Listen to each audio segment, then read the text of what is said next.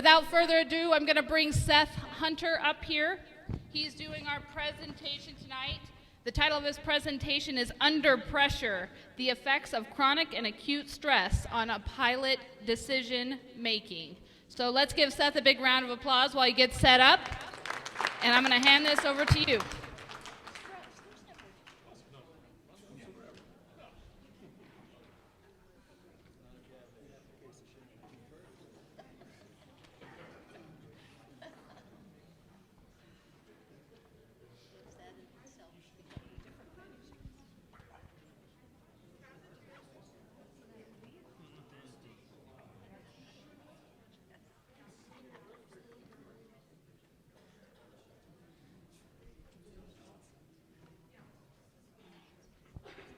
Hey guys, ooh, wow, it's loud up here.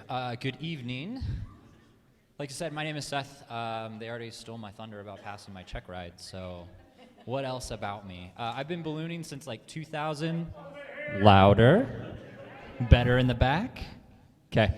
I've been ballooning for 6 years or so now, trained by Eric Hodges in the back and Mike Garcia, my instructors.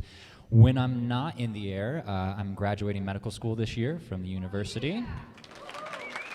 I've applied to family medicine, so in about 3 years, come back and see me and we'll take care of you. Be happy to take care of you in my office. Tonight I have the pleasure of talking about aeronautical decision making and the effects of stress during our flight. So during our talk tonight, I hope that we can be able to describe the physiologic response to stress, especially acute stress, and describe the stress performance curve as described by a guy named Nixon. I hope that we can talk about adaptive and maladaptive responses to stress, and I hope that we can also start bringing into our conversation how to mitigate stress in our flights and use the people around us to have a safe end to every one of our flights. So, how many of you have flown in Fiesta or a rally with more than 10 balloons? Great, lots of us. My first Fiesta was this past year, and I had one of the best flights of my entire life. And everything was clicking. You know what I'm talking about. You are just so in tune with your aircraft. You get to do whatever you want to do. The steerage is great, but there are so many extra things that go into Fiesta. And so I started thinking to myself, why was that flight so much better for me than any other flight that I had done? And so I started looking into, has anybody else asked this question? And that's where I stumbled upon the work that Nixon did. And so I think before we go forward, it's important to understand stress. Stress, from our friends at Merriam-Webster, is a state of mental or physical or emotional strain that results from very adverse or demanding circumstances. So that can happen in a lot of different ways and a lot of different moments in our life. But I just want you to carry that definition forward as we start talking about the scenarios in this presentation. So let's talk about acute stress. I want you to imagine that you are in the basket, you're flying along, it's probably 4 miles an hour or so, you're having a great time, everything's going great, you're talking to your passengers, maybe not paying as much attention as you need to outside the basket, and all of a sudden you see power lines, and they are coming up much quicker than you expected. Your eyes probably do something like that, and your heart rate goes up, and the pit of your stomach falls out from under you, and you have this really nervous feeling. So what happens, what is going on to our bodies when we have these acute stressors? So it starts in the middle of the brain. So we see the threat, it goes to the back of our brain, and then it gets sent directly to the middle of our brain, part of our lizard brain. It's called the hypothalamus, and it does a lot of things, including hormone control, but in this particular case, it's attached directly to your spinal cord, and what it does is it activates your sympathetic nervous system. So that's your fight or flight response. It gets your body ready to either run away from something or defeat a threat. So this is a really powerful mechanism. And those signals go all the way down to your kidneys, but specifically the little top hats of the kidneys called the adrenal glands. And these are also really important in hormone responses.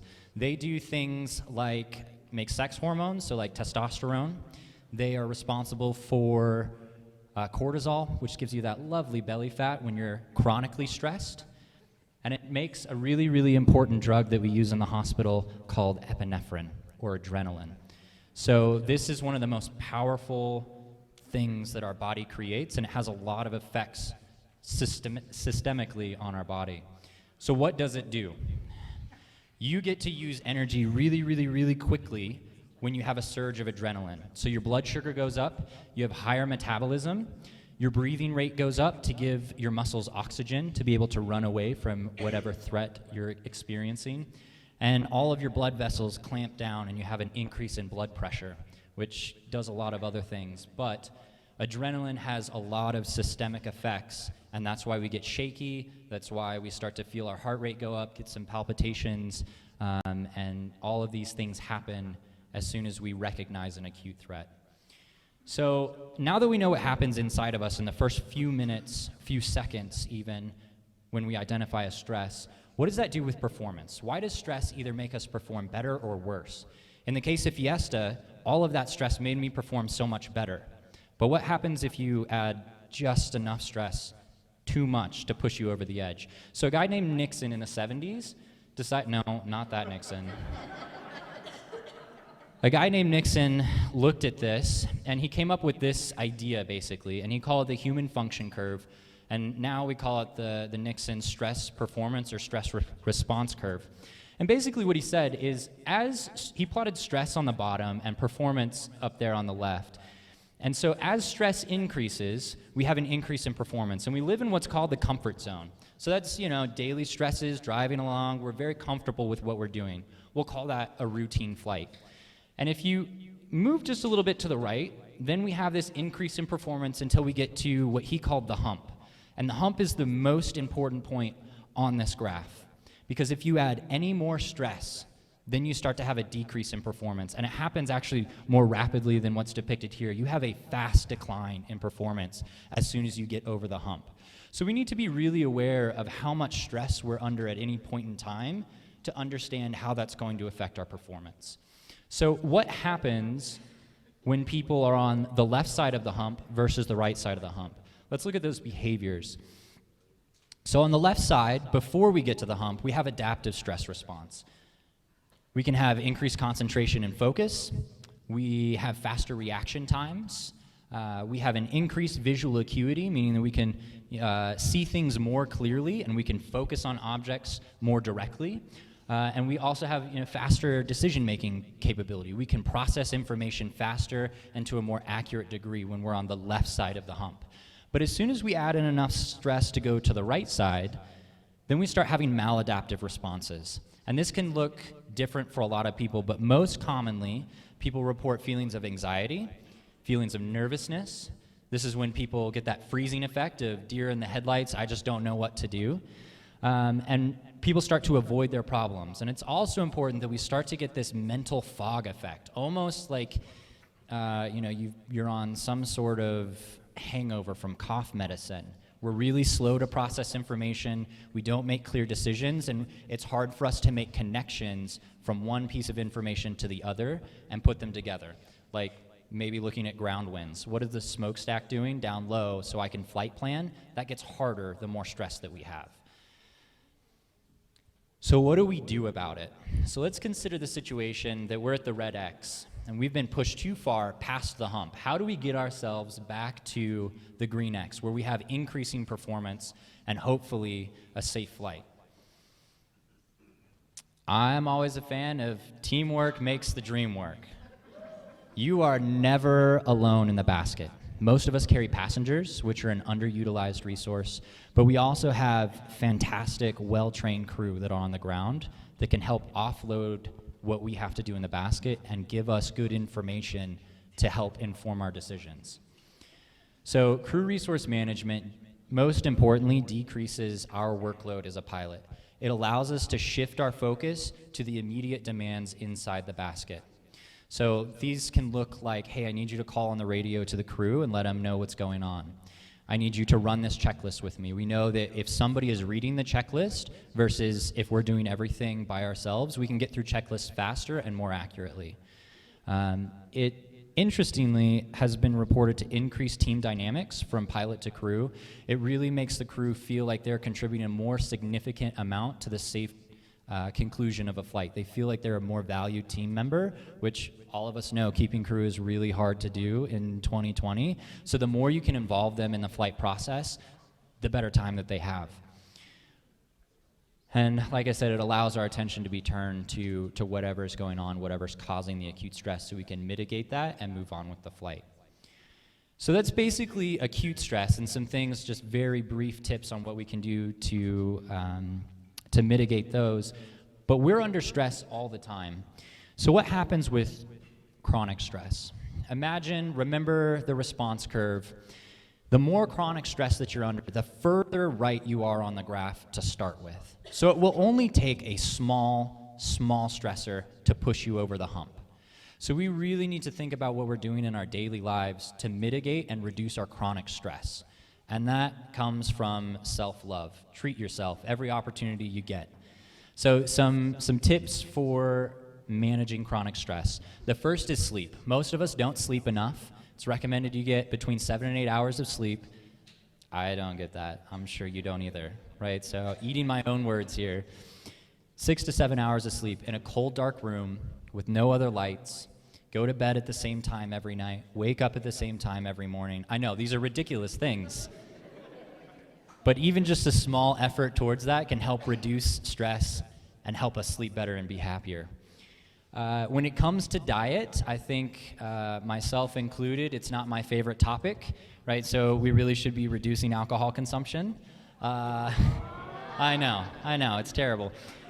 But really, any opportunity you have to increase your fruits and vegetables, increase good proteins, nuts, things high in good fats, reducing our red meat, all these things that your doctors tell you and that none of us do, myself included. Like, yes, I'm part of that group. I love me a good double bacon cheeseburger.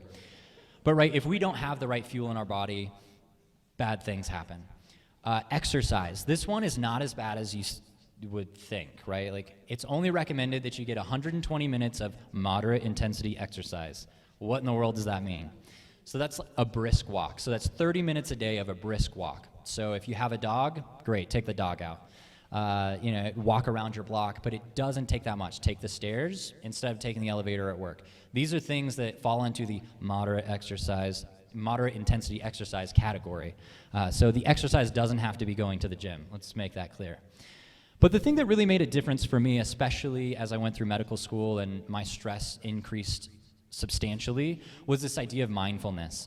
And it sounds a little bit quirky, but what it does is it allows you mental space to set aside and be more in tune with what your stressors are. It doesn't necessarily help you deal with any of those, but allows you the cognitive space to recognize them and maybe push them off to the side. Let those stresses go. There's lots of mindfulness exercises for sleep, for performance, for productivity, for basically anything. I recommend using an app called Headspace, which is great. It's like $6 a month, and it has guided meditations that just allow you to take stock of how you're feeling and kind of where you are on a daily basis. So if we can implement even one of these 4 in our daily lives and be more in tune with how much chronic stress we're in, we're going to move ourselves left on that curve and allow ourselves a bigger window to deal with acute stressors before we get over the hump and have decreasing performance.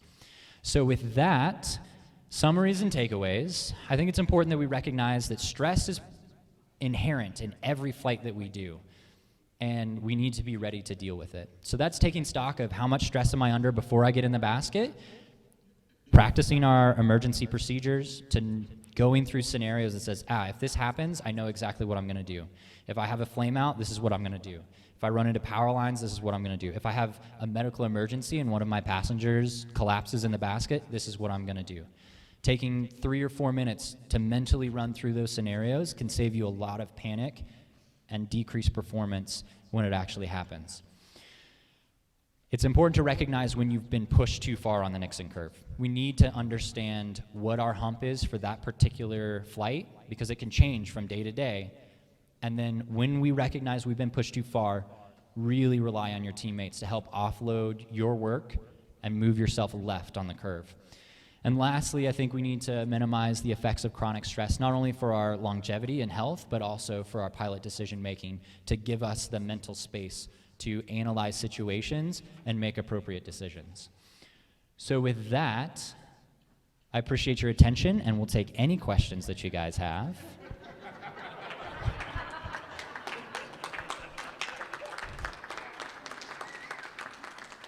And if you want the extended version of this talk, I have an hour presentation next Saturday in Colorado, so go to that safety seminar or go to the one at Airco, either one, but I'll be in Colorado. And we can talk about this for a full hour. But are there any questions, burning comments, anything from the audience tonight?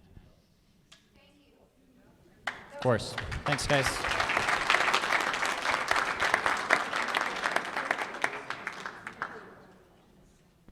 Thank you, Seth.